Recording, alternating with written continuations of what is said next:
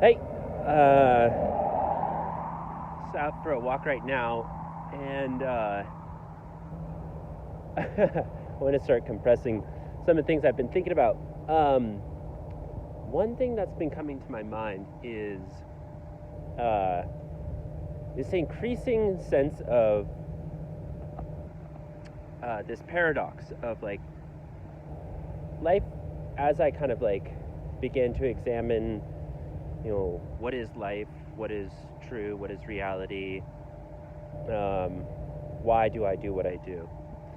Um, there's increasingly this sense of paradoxicalness. Like, oh, life is actually really simple. Like, you know, you have, you're born and you die, right? And there's this window where you get to do things, right? It's like, and you operate on, don't jump off the 30-story building, and if you want to live, and so there's this kind of box where you get to take whatever trajectory you want to take, and we're born with different opportunities in the cultural system, the cultural zeitgeist, and you just maneuver your way through those capacities, given your gender, weight,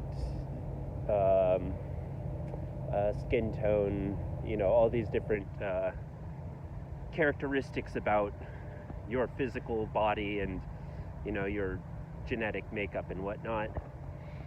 So there's that aspect, and then there's this flip side, the paradox of like how complex it is, in fact, that I don't have a fucking clue what is going on. Like, I don't know, like, why my subjective experience is as it is, ultimately. Like, why is there anything at all? How does quantum physics work? What's the trajectory of adjacent possibilities, and why does honey smell the way it smells, or just take anything and just kind of run its course of like, why is it like that?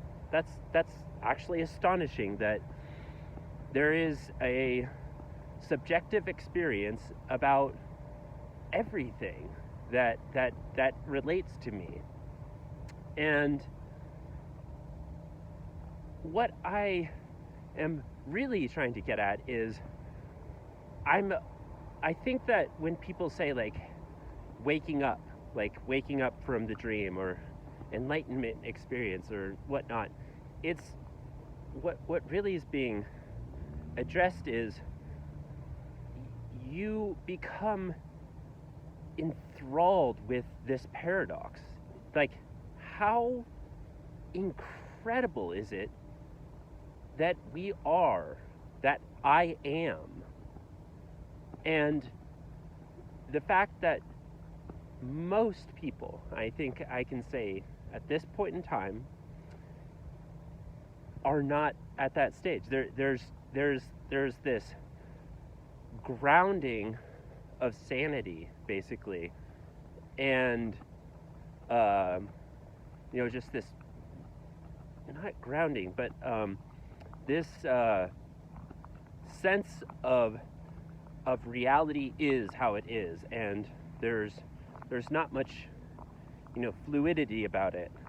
It's very lucid and non-malleable, because we evolved to have this sense of a desire to live, to continue to be, and so our genetics appear to be infused with a sense of a need to survive, and so we create models of reality in our mind, and we operate culturally, for example, within these sets of assumptions that allow us to effectively work within those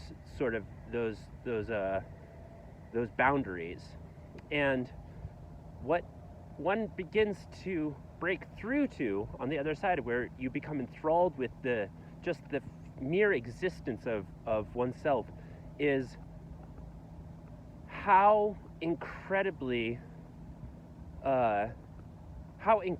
non-lucid this all is. What an absolute miracle it is to be. And this is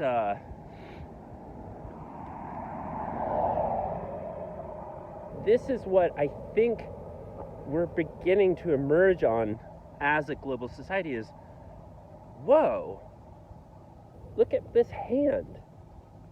It can do things. What the, like, how is that, like, why is that even a thing? How is that even a thing? I am this little miniature god of reality. I get to manipulate, like, things and speak to people, and it conjures up, like, it's almost a spell.